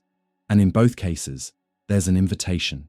Embrace freedom without running and without clinging. So the abyss of radical freedom can lead to destruction or to awakening. It depends on how we relate to emptiness. Running from it is a way of rejecting life, but crossing it with presence might be the deepest act of love for existence. There's a kind of wound that doesn't bleed, but it shapes every step we take. The feeling that we're not enough. This lack of self-love doesn't show up only as sadness. It hides in bad decisions, abusive relationships, self-sabotage disguised as humility, and in the silence where dreams used to live. A lack of self-love is often the invisible seed of self-destruction. But where does this deep emptiness come from? And why do we turn against ourselves? Three thinkers, Jean-Jacques Rousseau, Confucius, and Karen Horney, help answer these questions from different but complementary traditions: modern philosophy, Eastern wisdom, and depth psychology. Rousseau, by distinguishing between two kinds of self-love, already pointed to a problem that feels more current than ever. He separates amour de soi and amour propre, two very different feelings, even though they sound similar. Amour de soi is natural self-love, something we're born with. It's the instinct to survive, to care for the body, to seek basic well-being. It's simple, healthy, and it doesn't clash with other people's happiness. Amour propre, on the other hand, is born in social life, and it's deeply complicated. It depends on other people's eyes. It lives off comparison, external approval, and public recognition. Rousseau writes, "A man who thinks is a depraved animal." With this, he criticizes the artificial kind of self-awareness society creates, something that corrupts our natural self by making us measure our worth by other people's standards instead of our own being. And it's exactly that constant comparison, fed today by social media, unrealistic beauty standards, and family expectations, that makes natural self-love disappear under the need to be validated. Self-destruction can then show up as the result of a wounded amour propre, when we don't feel good enough compared to social models, when we believe we failed as professionals, as bodies, as parents, as children, as people. It's easy to forget that this pain doesn't come from something wrong deep inside us, but from a built illusion, the idea that we only matter if we outperform others. This disconnect from our essence, our intrinsic human value, is also central in Confucius thinking. For the Chinese master, living wisely requires constantly cultivating virtue within yourself. The Confucian ideal isn't comparison, it's self-development. Confucius calls this ren, humaneness, benevolence, which grows when a person turns inward and commits to moral growth. He writes, "The noble person demands from themselves, the petty person demands from others." In other words, dignity isn't about being admired. It's about being consistent with your inner truth. When someone lives disconnected from that principle, trying only to please, compete, and win, they drift away from their own source of balance. In that case, self-destruction isn't random cruelty toward yourself. It's a sign of inner imbalance. When virtue isn't cultivated, when there's no time to reflect, when the inner life is neglected, the body and the mind start to scream. Confucius saw self-cultivation as a lifelong process. It's not about perfection, it's about improvement. When someone slowly abandons themselves, they become vulnerable to guilt, resentment, and self-directed anger. Over time, those feelings become behaviors: giving up, procrastinating, cruel self-criticism, isolation. Personal moral growth for Confucius is the antidote to that silent collapse. But if Rousseau points to the social roots of comparison and Confucius highlights inner balance, it's Karen Horney, a 20th century German psychoanalyst, who dives into the emotional roots of self-hatred. Horney suggested that many of our inner conflicts come from the gap between who we are and who we think we should be. This idealized image, built from external and internal expectations, is unreal, but it haunts us. The result is that even when we do something good, it feels like it wasn't enough. Even when we're loved, we feel like we don't deserve it. She writes, "Psychological suffering comes from trying to live up to an impossible ideal. This idealized self-image demands perfection, control, success, likability, beauty, productivity. And because no one can meet all those demands, we start to hate ourselves for failing. That quiet hatred shows up as an inner voice saying, 'You failed. You're not good enough. No one will accept you like this.' Self-sabotage, in this scenario, becomes an unconscious way to prove that cruel inner voice right.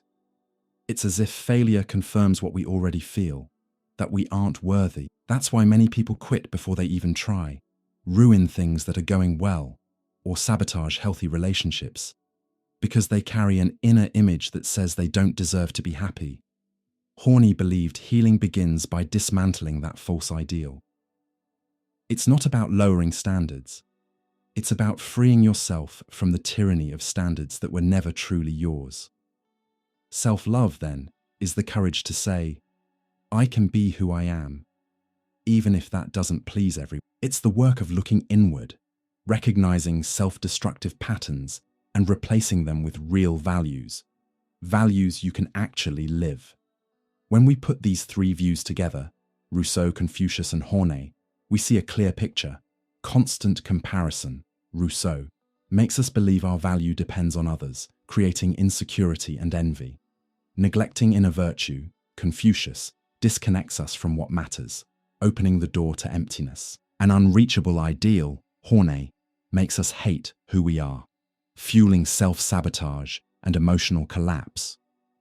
A lack of self-love isn't a personal defect. It's often a symptom of a culture that praises performance but ignores being. And it isn't fixed with superficial compliments, but with a slow and deep rebuilding of how we see ourselves. And loving yourself isn't narcissism or selfishness. It's the humility to accept your humanity, your limits and your strengths. It's caring for yourself with the same generosity you offer others. We live everywhere, except in the now. We're always imagining what could go wrong tomorrow, or replaying what was left unresolved yesterday. In this constant stream of thoughts, we forget the only thing that's real, the present.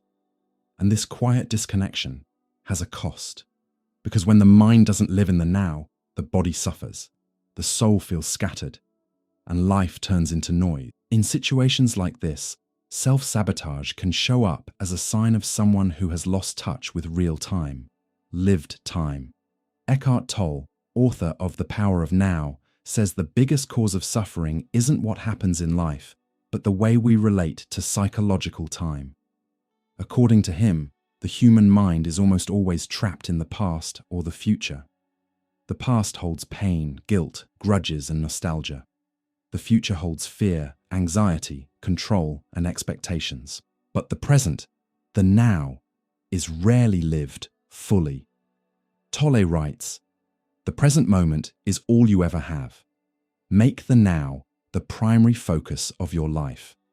The problem is that the mind doesn't stop. It tries to fix old wounds, predict possible rejection, and calculate strategies. And by doing that, it creates a world where now is never enough. We're always waiting for something to finally start living. And while that something doesn't come, the body gets sick, emotions freeze, and decisions fall apart. This disconnection from the present isn't just distraction. It's a kind of self-sabotage. How many times do we procrastinate because we feel like we're not ready? How many opportunities do we miss because we're afraid of repeating the past? How many relationships wear out because we're absent, even while we're physically there? Tolle points out that the ego survives on psychological time. It defines itself through past stories, achievements, wounds, and identities, and it feeds on the idea of a future where everything will get better or where everything will collapse. But that's an illusion. The only real thing is now. When we align with it, we find clarity, peace, and effective action. This idea, time as a trap of the mind, also appears in the philosophy of St. Augustine, one of the great Christian thinkers of the ancient world. In Confessions, Augustine reflects on the nature of time and says something surprising. What then is time? If no one asks me, I know. If I want to explain it, I no longer know. For Augustine, time isn't something that exists outside of us in a fully objective way. It's a stretching of the soul, an inner experience. The past lives in memory, the future lives in expectation, and the present is an instant that slips away. But what happens when the soul lives stretched between memories and anticipation? It becomes fragmented. And when the soul is fragmented, a person becomes unable to live with wholeness. Augustine said that living disconnected from the present is like living in exile from yourself. It's not being where you are. It's suffering over ghosts and getting lost in futures that haven't arrived. That fragmentation leads to mistakes, sin, guilt, but also to abandoning your own essence. When a person lives outside the present, they don't hear God's voice. They don't feel their own spirit. They don't recognize themselves. In that sense, self-sabotage can be seen as the result of a soul that has lost its center in the present moment. Living in the past can mean reopening wounds and repeating patterns. Living in the future can mean living anxious and paralyzed, but living in the present is accepting the grace of the moment and acting with wisdom. This dive into the present as a path to awakening is also at the heart of the teaching of Dogen, a 13th century Japanese Zen master. For Dogen, time and being are not separate. You don't have time, you are time. And the now isn't just a moment, it's the fullness of existence revealed as presence. In his classic text, Uji, Being Time, Dogen says, "All beings are time, time flies with you." That means there is no reality outside the now. And even more, there is no self outside present experience. A mind that runs toward the future or the past is a mind living in illusion, a mind that suffers because it can't see what's real. When we live in linear time, past, present, future, we fall into the illusion that life is a straight line of progress or decline. And that keeps us stuck in constant anxiety, always trying to arrive somewhere. But Dogen teaches that spiritual practice isn't about arriving anywhere. It's about being completely here. From this perspective, self-destruction happens when we live in an imaginary time, when we get lost in future goals and stop caring for the moment we're actually in, when we cling to old identities and stop seeing who we are today. In Zen, awakening isn't some distant enlightenment. It's the simple act of being fully present, drinking water, washing dishes, breathing. Everything can be spiritual practice if it's done with full attention. That's very different from the Western productivity mindset, which teaches us to live rushing, always planning, always projecting. In Zen, time isn't a resource to use, it's a space to live in. And only those who live in real time, the now, can live with clarity, compassion, and balance. That's why so many forms of self-sabotage have a time-based root. Procrastination, for example, often comes from fear of the future or repetition of the past. Extreme self-pressure comes from comparing ourselves to who we were or who we think we should be. Perfectionism comes from trying to control time, predict everything, and prevent future mistakes. But when the mind returns to the present, something changes. There's no more constant self-pressure. There's action. No more fear. There's breath. No more chaos. There's focus. Eckhart Tolle calls us to wake up. St. Augustine calls us inward. Dogen calls us into living presence. All three point to the same truth. Living in the now isn't just a practical choice. It's a spiritual path. It's the end of fragmentation, the return to center, the quieting of a mind that finally stops running away. Some pain is looking for healing, and some pain is looking to be seen.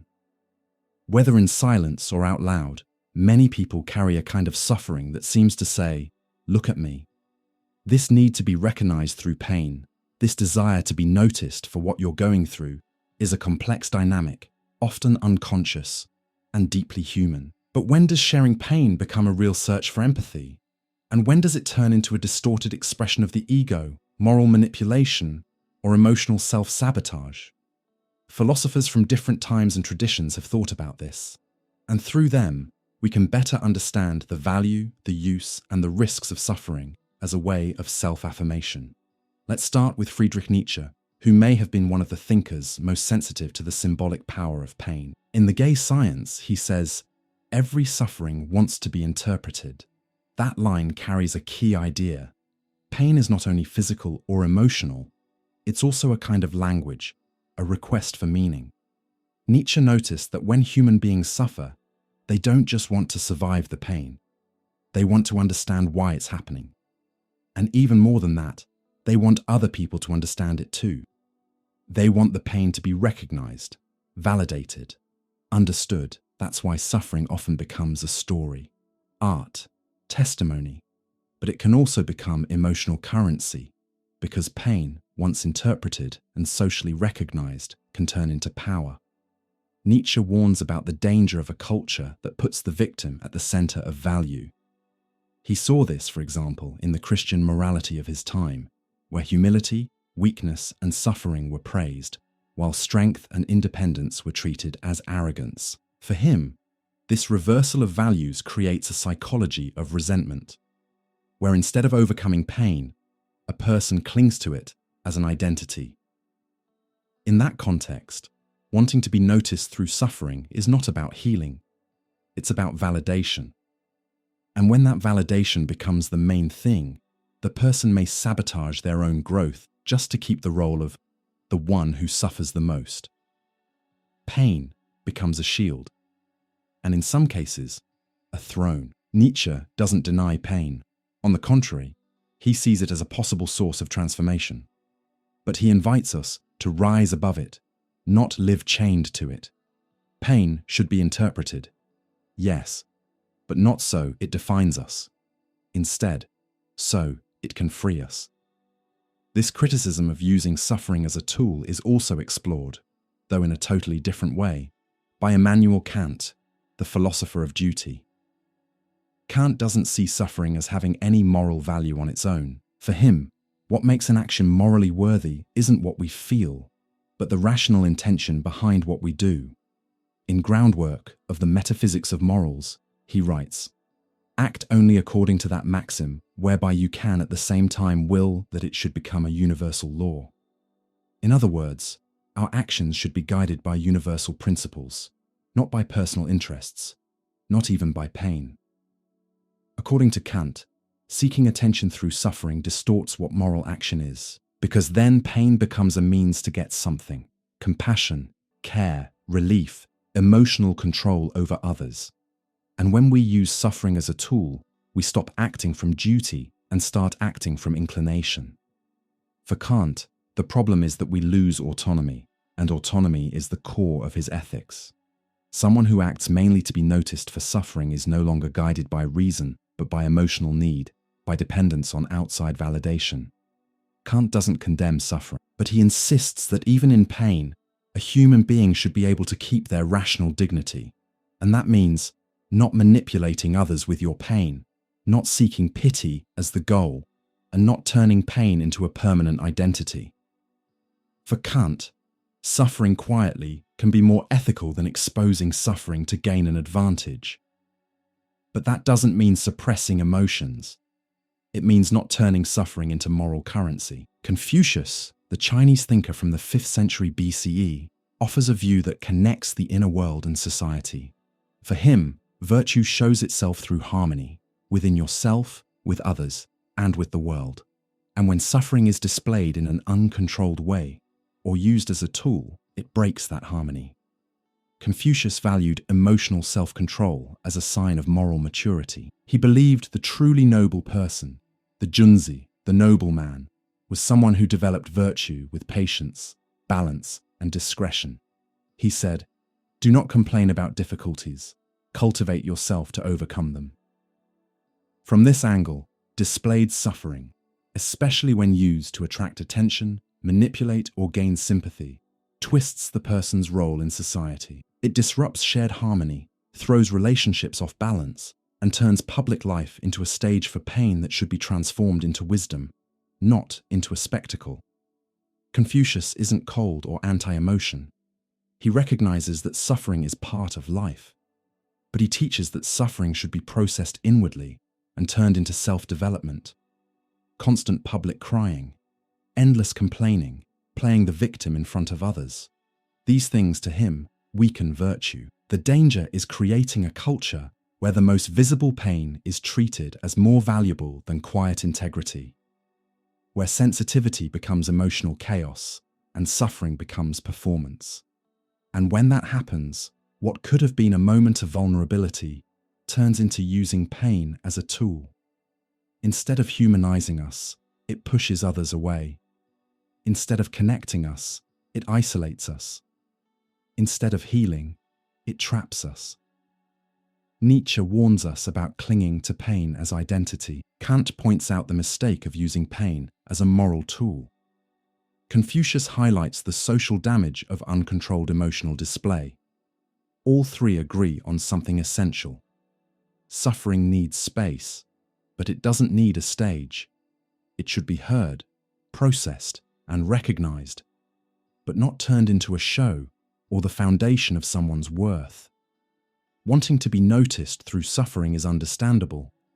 Everyone wants to be seen. But when pain becomes the only way we feel noticed, we start depending on our own suffering, and we end up sabotaging any healing, because without the pain, we fear losing other people's attention.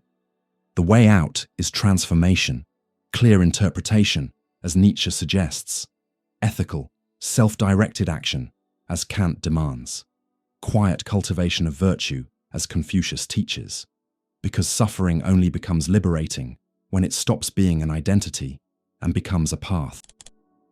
There are moments when life seems to lose its weight, or the opposite, when it feels too heavy to carry.